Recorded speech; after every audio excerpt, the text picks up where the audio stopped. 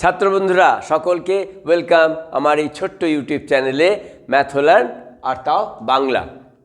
দেখো, তোমাদের গত ভিডিওতে আমরা কোষে দেখি 1.1-এর দুটো ভিডিওতে কমপ্লিট করেছিলাম।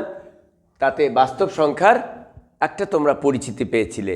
বাস্তব সংখ্যা কি হয়, কোনটা পূর্ণ সংখ্যা হয়, কোনটা অখণ্ড সংখ্যা হয়, কোনটাকে আমরা মূলদ সংখ্যা বলি এবং কোনটাকে আমরা অমূলদ সংখ্যা বলি।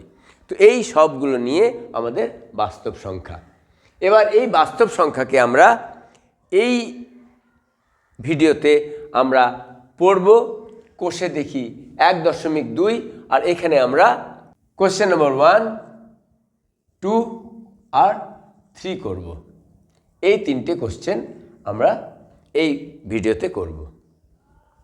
তো রেডি? খাতা কলম নিয়ে বসছো আর আমার সঙ্গে শুরু করো। কোষে দেখি 1.2, কোশ্চেন নম্বর 1, 2, 3। খুব শর্ট ভিডিও হবে, মন দিয়ে এটাকে দেখো। তাহলে এখানে প্রথম কোশ্চেনে বলেছে নিচের বক্তব্যের কোনটি সত্য ও কোনটি মিথ্যা লিখি।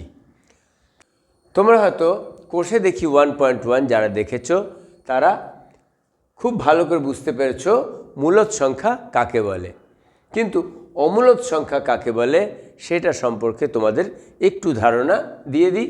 তারপর আমরা এটাকে কোনটা সত্য কোনটা মিথ্যা এটা নিয়ে আলোচনা করব। অমূলদ সংখ্যা, দেখো মূলদ সংখ্যা আমরা জানি যেটাকে p/q, যেখানে q নট ইকুয়াল টু 0 আর p আর q দুটোই পূর্ণ সংখ্যা, সেই আকারে প্রকাশ করা যায়, তাকে আমরা মূলদ সংখ্যা বলি। তাহলে অমূলদ সংখ্যা কখনোই p/q আকারে প্রকাশ করা যাবে না, তাহলেই মূলদ সংখ্যার উল্টোটা হয়ে যাবে অমূলদ সংখ্যা।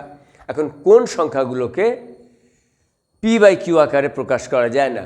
দেখো, যেরকম মনে করো একটা সংখ্যা আছে, দাশমিক সংখ্যা নিচ্ছি 0.50, তারপরে আবার এটা ভাগ করলে 5 আসছে, তারপরে আবার 0, আবার 5, 5, 5, এইরকম করে সংখ্যাটা চলেই যাচ্ছে, সংখ্যাটা কখনো শেষ হচ্ছে না। তো এই রকম সংখ্যা আমাদের অমূলদ সংখ্যা। বা দেখো 1.20, 200,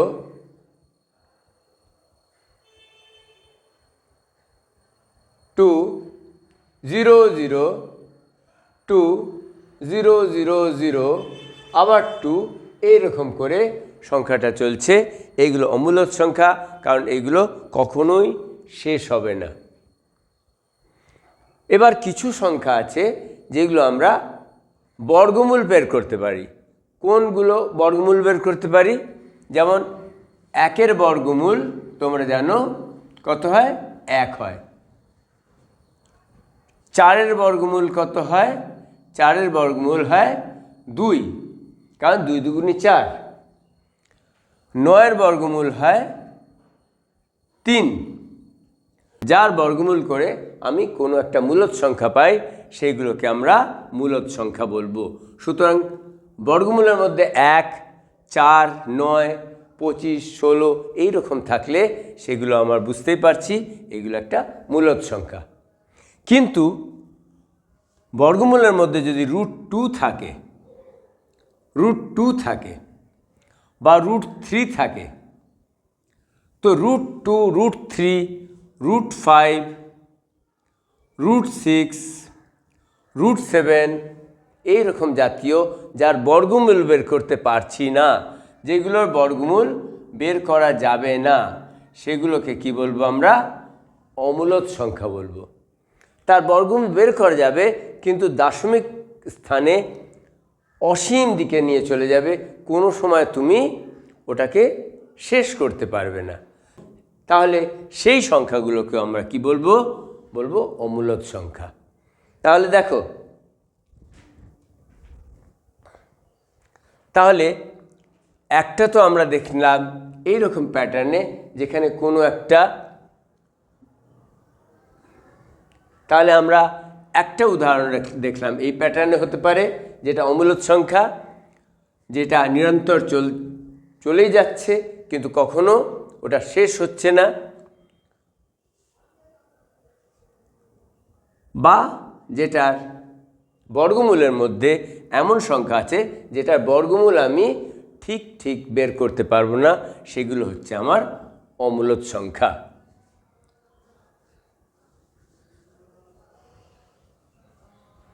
তাহলে যদি অমূলদ সংখ্যা, আমি এর সঙ্গে আরেকটা এক্সাম্পল দিই, √3, √2, √5 এইগুলো হচ্ছে আমাদের অমূলদ সংখ্যা। এবার পরে তোমরা দেখবে পাইও একটা অমূলদ সংখ্যা।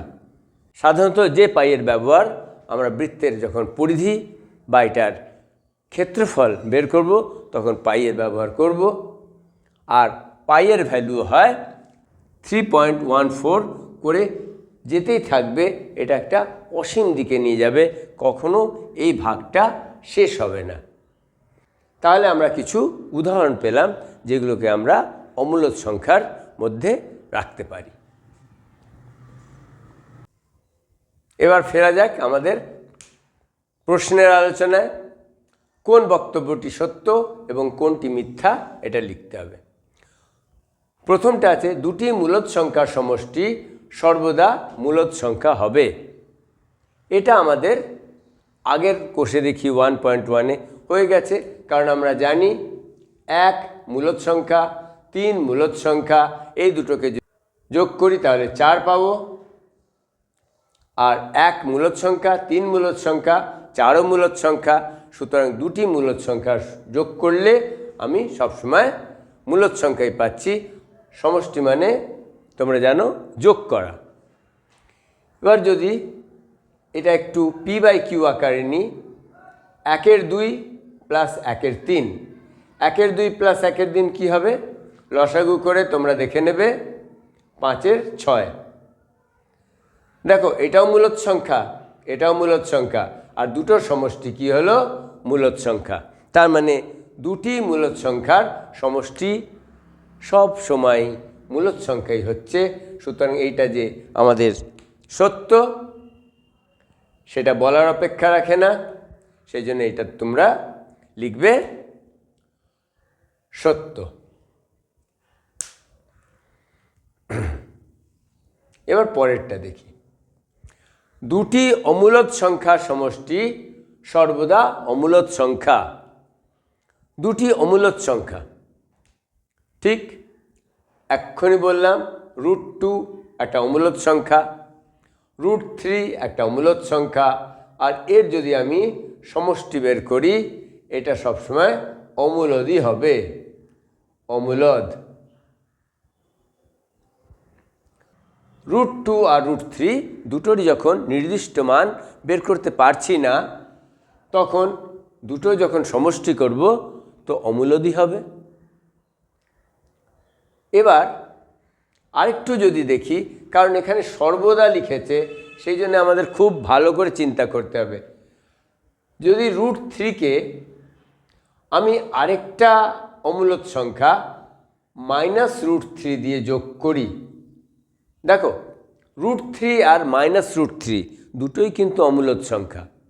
√3 যেমন মান নির্ধারণ করা যাবে না, 1.732 করে ডট ডট যেতেই থাকবে, ওটার কখনো তুমি যদি 3-এর স্কোয়ার রুট করো তো কখনো এটা শেষ হবে না। সেই রকমই মাইনাসের বেলা একই ব্যাপার, ঋণাত্মক। সুতরাং +√3 আর -√3-কে যখন যোগ করব তখন কি পাচ্ছি? সমান, আর এই একই সমান √3 ধনাত্মক আর √3 ঋণাত্মক, দুটো যোগ করলে কি হবে? দুটো যোগ করলে আমি পাবো 0।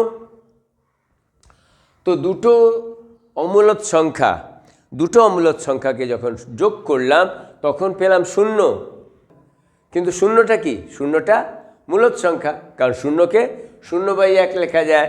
সুতরাং এখানে তো আমি দুটো অমূলদকে যোগ করলাম আর পেয়ে গেলাম মূলদ। তো এক জায়গায় অমূলদ হলো, কিন্তু সব জায়গা অমূলদ হচ্ছে না। তার মানে এখানে বলেছে দুটি অমূলদ সংখ্যা সমষ্টি সর্বদা অমূলদ সংখ্যা হবে। তো এইটা কিন্তু আমি সব সময় বলতে পারি না। যদি অমূলদ সংখ্যা একই অমূলদ সংখ্যাকে একবার একটা ধনাত্মক একটা ঋণাত্মক দুটোকে সমষ্টি করি, তাহলে আমি পাচ্ছি 0, যেটা একটা মূলদ সংখ্যা।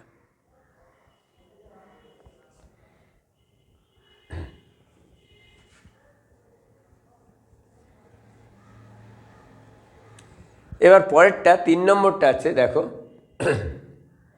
দুটি মূলদ সংখ্যার গুণফল সর্বদা মূলদ সংখ্যা হবে। এটাও তোমাদের জানা আছে, একটু রিভিশন হয়ে যাচ্ছে। দুটো মূলদ সংখ্যা দেখে নাও, 2 একটা মূলদ সংখ্যা, কারণ 2কে 2/1 আকারে প্রকাশ করা যায়, যেখানে 2 আর 1 দুজনই পূর্ণ সংখ্যা। এইভাবে 5ও একটা মূলদ সংখ্যা। তো দুটো মূলদ সংখ্যাকে যখন গুণ করছি তখন আমি 10 পাচ্ছি, আর 10ও একটা মূলদ সংখ্যা। সুতরাং দুটি মূলদ সংখ্যার গুণফল সর্বদা মূলদ সংখ্যা হবে। আরেকটু করতে হবে, করে নাও। 1 এর 2 মূলদ সংখ্যা, 4 এর 5 মূলদ সংখ্যা। এটাকে যদি গুণ করো তো 2 1 2, 2 2 4। এই 1 এর 2 আর 4 এর 5কে গুণ করলে হলো 2 আর নিচে 5, 2 এর 5। এটাও তো মূলদ সংখ্যা, 2/5 মূলদ সংখ্যা। তো যে কোনোভাবে তুমি যদি দেখো দুটি মূলদ সংখ্যাকে যখন গুণ করবে সব সময় মূলদ সংখ্যাই পাবে। সুতরাং এখানেও তুমি নির্বিদ্যায় বলতে পারো এটা সত্য, এই বক্তব্যটি সত্য।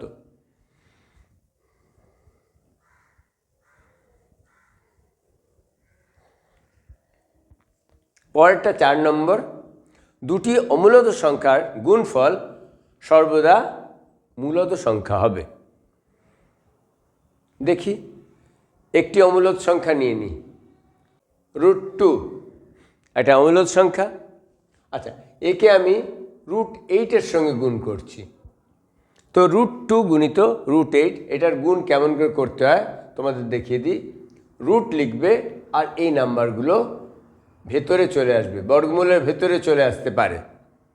তো √2 গুণিত √8 কি হয়ে যাচ্ছে, রুট আর 2 × 16। আর √16 কি, 16 একটা পূর্ণবর্গ সংখ্যা, কারণ 4 4 16, 4কে 4 দিয়ে গুণ করলে 16 হয়। 4 এর স্কোয়ার তুমি 16 লিখতে পারো, সেই জন্যে 16কে কী বলা হয়, পূর্ণবর্গ সংখ্যা। তো কারণ √16 সমান 4 হবে, আর 4 কি, 4 একটা মূলদ সংখ্যা। তাহলে দুটি অমূলদ সংখ্যার গুণফল মূলদ সংখ্যা হলো, কিন্তু এখানে বলেছে সর্বদা। সুতরাং সর্বদা বললে আমাকে আরেকটু পরীক্ষা নিরীক্ষা করে দেখতে লাগবে। একবার তো দেখলাম মূলদ সংখ্যা এলো, কিন্তু আরেকবার দেখো, √2 গুণিত √5, একই রকম করে দেখছি, √2 × 5, দুটোই বর্গমূলের মধ্যে চলে এলো, আর আমি পাচ্ছি √10। 10 কি একটা পূর্ণবর্গ সংখ্যা, কারণ 3কে 3 দিয়ে গুণ করলে 9 হয়। 9কে আমরা কি বলতে পারি, 9কে একটা পূর্ণবর্গ সংখ্যা বলতে পারি। আর 9-এর পরের পূর্ণবর্গ সংখ্যাটা কি হবে, 16, কারণ 3 × 9, 4 4 16। কিন্তু 10 তো আসছে না, 9-এর পরে একদম 16তে যাচ্ছে। সুতরাং এটা একটা অমূলদ সংখ্যা। √10 একটা অমূলদ সংখ্যা, এটা মূলদ সংখ্যা নয়। সুতরাং এইখানে যে বলা হয়েছে দুটি অমূলদ সংখ্যার গুণফল সর্বদা মূলদ সংখ্যা হবে, সেটা ঠিক না। কখনো কখনো দুটি অমূলদ সংখ্যাকে গুণ করে আমি মূলদ সংখ্যা পেতে পারি, কিন্তু সব সময় পেতে পারি না। সুতরাং সর্বদা লেখা আছে, সেইখানে কোনোভাবেই আমরা বলতে পারি না সর্বদা এটা মূলদ সংখ্যা হবে। সেই জন্য এটা মিথ্যা হলো। এবার আমরা যেটা পড়ছি সেটা হচ্ছে বাস্তব সংখ্যা। বাস্তব সংখ্যার মধ্যে কি কি হয় তোমাদের জানা আছে। বাস্তব সংখ্যার পরিচয় যখন তোমাদের দিয়েছি তখন এইটাই দিয়েছি, স্বাভাবিক সংখ্যা, অখণ্ড সংখ্যা, পূর্ণ সংখ্যা, মূলদ সংখ্যা, অমূলদ সংখ্যা সব কিছু আমাদের বাস্তব সংখ্যার মধ্যে আসে। তাহলে প্রতিটি মূলদ সংখ্যাই বাস্তব সংখ্যা, এই কথা তো আমাদের জানাই আছে। প্রতিটি মূলদ সংখ্যাই বাস্তব সংখ্যায় কোশ্চেন নম্বর 5-এ এইটাই বলছে এটা সত্য না মিথ্যা। আমরা জানি যখন আমি মূলদ সংখ্যা লিখছি তার মূলদ সংখ্যা একটা বাস্তব সংখ্যা। এখানে যদি অমূলদ সংখ্যা হতো তাও বাস্তব সংখ্যা, পূর্ণ সংখ্যা হলে সেটাও, প্রত্যেকটা সংখ্যা আমরা যে আলোচনা করছি সবাই হচ্ছে বাস্তব সংখ্যা, সুতরাং এটাও সত্য।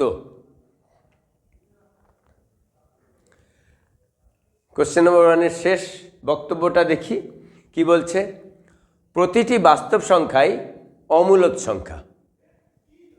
কিভাবে? প্রতিটি বাস্তব সংখ্যাই অমূলদ সংখ্যা কেন হবে? কারণ আমরা তো জানি একটা স্বাভাবিক সংখ্যা 3 নিলে ওটাকে 3/1 মূলদ সংখ্যায় আমরা প্রকাশ করতে পারি। যদি একটা পূর্ণ সংখ্যা কিছু নিচ্ছি -2, -2কেও আমি -2/1 মূলদ সংখ্যায় প্রকাশ করতে পারি। আমি যত বাস্তব সংখ্যা নিচ্ছি অনেকগুলোই তো আমার আসছে মূলদ সংখ্যা, তাহলে প্রতিটি বাস্তব সংখ্যায় যে অমূলদ সংখ্যা হবে সেটা কে বলে দিয়েছে? শুধু অমূলদ সংখ্যা সেইগুলোই হবে যেগুলোকে আমরা p/q আকারে প্রকাশ করতে পারবো না। সুতরাং প্রতিটি বাস্তব সংখ্যায় যে অমূলদ সংখ্যা হবে সে কথাটা মিথ্যা। আশা করি বুঝতে পারছো তোমরা। তো আমি শুধু কাটা আর রাইট দিয়ে রাখলাম, চলো লিখে নিই। এটা সত্য, এটা মিথ্যা, সত্য, মিথ্যা, সত্য, মিথ্যা। কেন সত্য হলো কেন মিথ্যা হলো সেটা বোঝাটা আসল দরকার।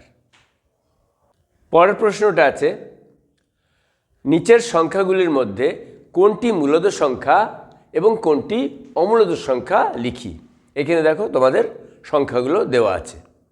ইতিমধ্যে তোমরা জেনে গেছো যে যে সংখ্যাগুলোর আমরা বর্গমূল বের করতে পারি না তারা অমূলদ সংখ্যা, আর যাদের বর্গমূল বের করতে পারি, যেমন √9 আমরা জানি 3×9 মানে এইটাকে আমি 3 লিখতে পারি, আর 3 মানে হচ্ছে 3/1, তাহলে p/q আকারে প্রকাশ করলাম, তো এটা হয়ে গেল মূলদ সংখ্যা।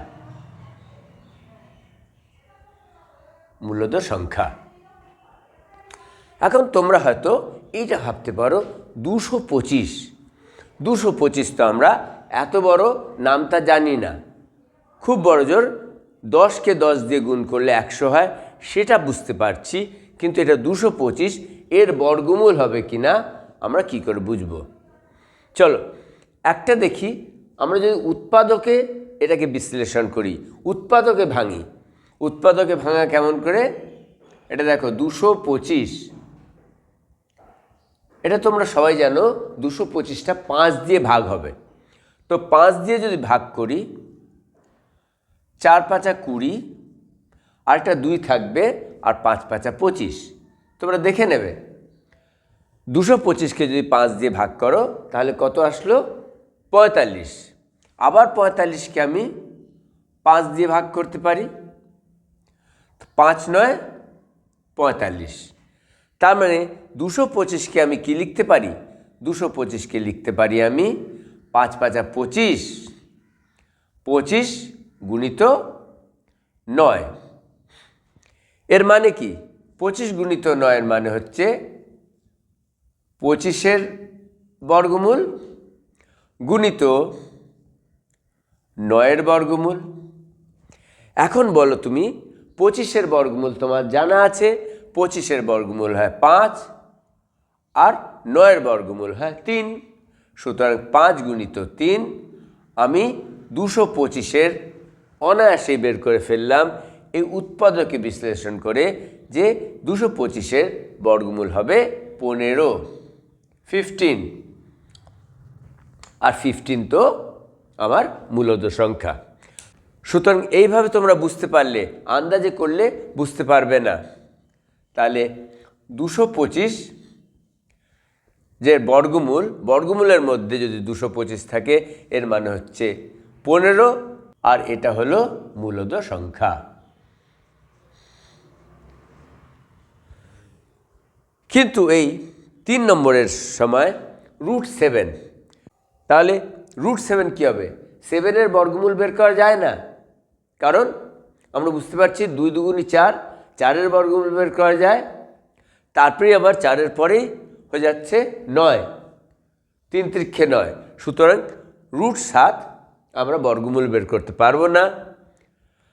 তাহলে √7-এর আমরা মান নির্ণয় করতে পারবো না, সেই জন্য এটা হয়ে গেল অমূলদ সংখ্যা।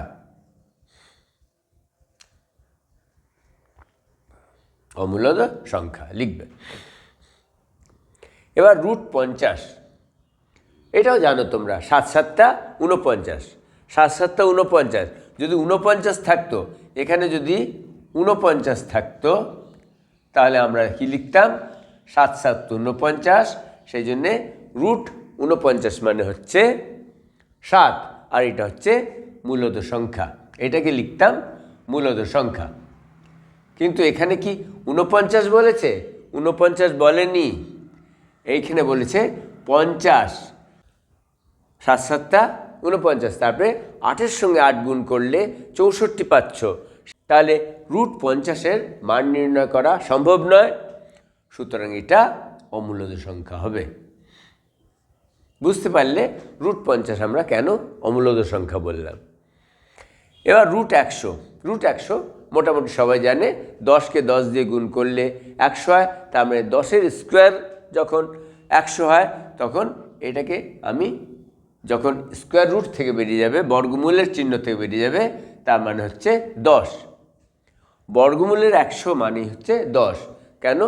10-এর স্কোয়ার মানে 10 গুণিত 10 100 হয়, সেই জন্যে বর্গমূল 100 সমান 10, আর 10 হচ্ছে একটা মূলদ সংখ্যা। সুতরাং এইখানে লিখব আমরা মূলদ সংখ্যা। এবার -√81, দেখো মাইনাসটাকে আমরা বাইরে রাখব। এবার √81, 81-এর বর্গমূল কত হয়? 9-এর সঙ্গে 9 গুণ করলে 81। তো আমার এইটার স্কোয়ার রুট যখন বেরোবে তখন হলো 9, তো এটা হলো -9। আর -9 কি? -9 একটা পূর্ণ সংখ্যা, -9/1 লিখব। সুতরাং এটা হয়ে গেল আমার মূলদ সংখ্যা। এবার চলো আমরা 7 নম্বরটা দেখি। √42, 42-এর বর্গমূল। 42-এর বর্গমূল কী করে করব? স্যার জানা আছে, 6 6 36, 7 7 49, 6 6 36 হয়। সুতরাং যদি আমি √36 থাকতো, তাহলে এটা মূলদ সংখ্যা। তারপর 7 7 49, সুতরাং যদি √49 থাকতো, তাহলে এটা মূলদ সংখ্যা। কিন্তু √36 আর √49-এর মাঝখানে যত বর্গমূলের ভেতরে আছে, যেরকম √37, √38, √40, সবই কী হয়ে যাবে? অমূলদ সংখ্যা। কারণ এদের আমরা বর্গমূল বের করতে পারছি না, সেই জন্যে এগুলোকে লিখবে অমূলদ সংখ্যা। ঠিক আছে?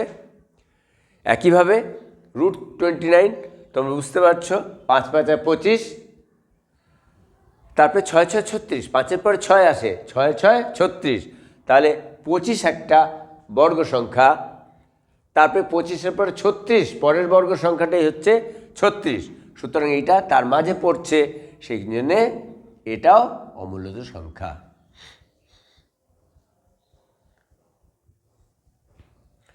এবার -√1000, ঠিক আছে, মাইনাসটাকে বাইরে রাখলাম।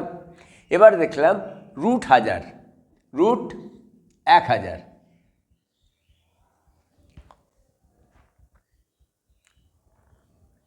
দেখো, যখনই দেখবে কোনো একটা সংখ্যা আছে আর তার পিছনে শেষে বিজোড় সংখ্যার যদি শূন্য থাকে, অড নাম্বারসে থাকে, তাহলে এটা কখনোই বর্গমূল বের করা যাবে না।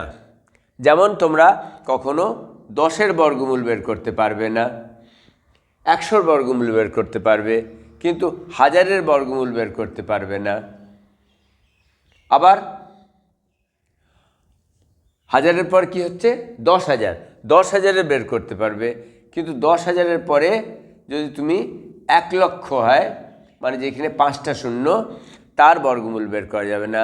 এইগুলো বের করা যাবে না। কেন যাবে না বললাম?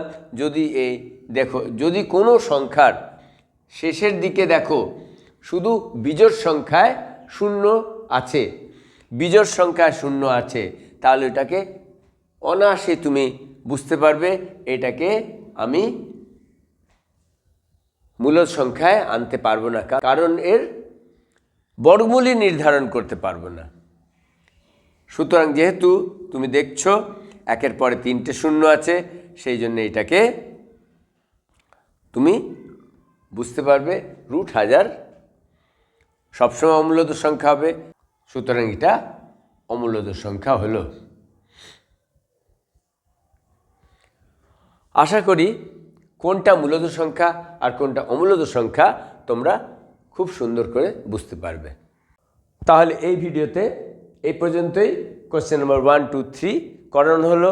আশা করি তোমরা প্রত্যেকটা কোশ্চেন বুঝেছ। যদি বুঝে থাকো, যদি তোমাদের ভিডিওগুলো ভালো লাগে, তাহলে অবশ্যই একটা লাইক করো আর নিজের বন্ধুদের সঙ্গেও শেয়ার করো। ঠিক আছে, দেখা হচ্ছে আবার পরের ভিডিওতে।